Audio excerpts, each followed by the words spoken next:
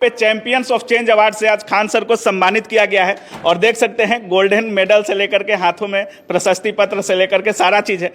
सबसे पहले आपको बहुत बहुत बधाई सर। धन्यवाद। और आज जो ज्ञान आपको इस अवार्ड के लिए क्यों चयनित किया गया सर? हमको इस अवार्ड में चयनित किया गया था एजुकेशन एंड सोशल वेलफेयर में। अच्छा। क्योंकि एजुकेशन तो बहुत लोग दे रहे होते हैं, लेकिन एक आसान भाषा होती है, एक कम फीस होती है और एक जो पढ़ाई ओरिएंटेड होती है जो एग्ज़ाम में आ जाती है, तो वो सब चीज़ों के लिए होती है। तो एक तो था ही कि भाई हमारी फ़ीस एकदम कम है और भाषा आसान थी। एक जो लोग कहते थे एग्ज़ाम में कितना आता है, तो हाईकोर्ट में केस ठोक दिया सब इस बात पे कि इतना पढ़ाई किया गया।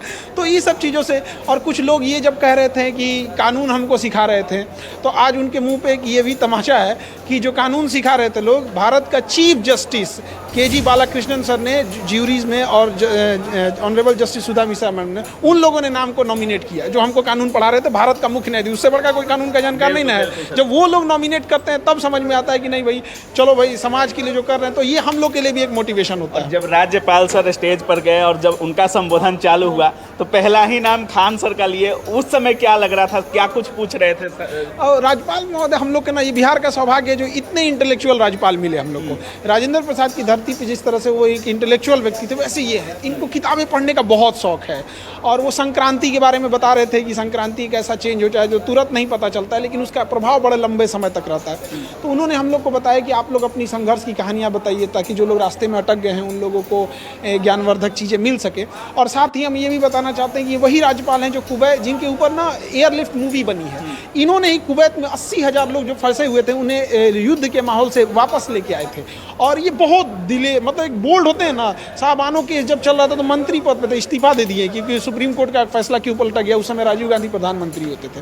तो ये सब चीज़ें बड़ा खुशी होती है सब चीज़ों। जब आप स्टेज पर गए सर तो राज्यपाल सर से आपकी काफ़ी देर तक बात हुई, बाकी लोग भी गए, लेकिन आपके वो कुछ ज़्यादा समय भी आप लिए राज्यपाल सर के साथ। क्या कुछ बात हो रही थी सर से? अब वहाँ की तो बातें मतलब यही सब चीज़ें कि और कैसे बढ़ाया जा सके। उनका एक इंटेंशन ये रहता है कि हर इंसान ज़िंदगी में कुछ ठोकर खाया होता है और हर इंसान के लाइफ में एक ऐसा मोड़ आता है ना जहाँ वो थक के सोचता है अब लौट चलते हैं, क्या ही फायदा है। तो वो यही कह रहे थे कि हर इंसान के समय में तो आप लोग भी अपनी बातें बताइएगा ताकि लोगों को हिम्मत मिल सके और कोई लौटे नहीं और आगे बढ़ते रहे। यही उद्देश्य। इतना कुछ कर रहे हैं सर एजुकेशन में, और ये सब जब मिलता है, खान सर खुद दूसरे को सम्मानित करते हैं, लेकिन जब खान सर को सम्मान मिलता है तो कितना मायने रखता है खान सर के लिए? ये हम लोग के लिए तो यही मोटिवेशन है। अच्छा। और क्या ही कर सकता आदमी। सब मतलब एक कोशिश यही रहती है कि समाज में भी, और हम उन लोगों से भी कहना चाहते हैं कि देखिए आप समाज के प्रति भी सोचिए। फीस ले लेना, बिजनेस,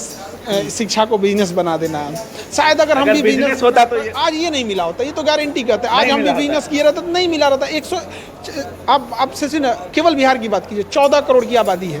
14 करोड़ की आबादी में बिहार का राज्यपाल गवर्नर महोदय महामहिम नाम लेके अब जब आपको संबोधित करते हैं तो 14 करोड़ में जब आपको लेके होते हैं तो ये अपने तो आखिर ये कैसे? ऐसा नहीं है कि हमारे पास कोई अलग से कोई सींग निकला हुआ है।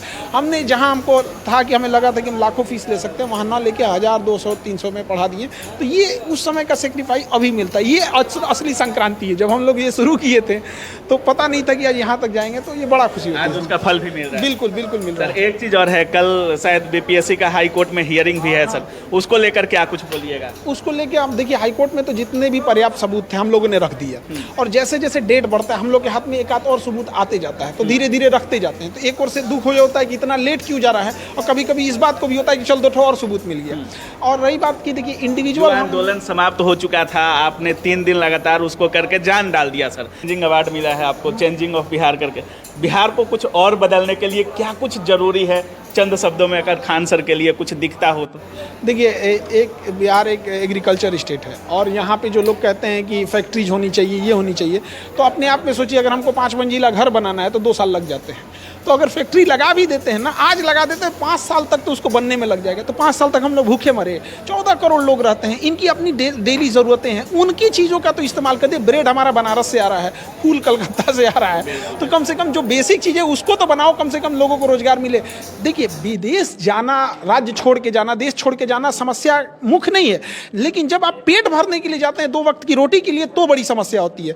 तो जो बिहार से मजदूर जा रहे हैं वो 8,000 10,000 नौकरी के लिए जा रहे हैं, ये समस्या है। अगर जा रहे हैं बड़े इंजीनियर बन के जाएं, 5 लाख 10 लाख की सैलरी पे जाएं, बड़े पैकेज पे जाएं, तो कोई समस्या नहीं, लेकिन वो जीविका के लिए जा रहे हैं। मेन समस्या ये है कि इस राज्य में जीविका भी नहीं है।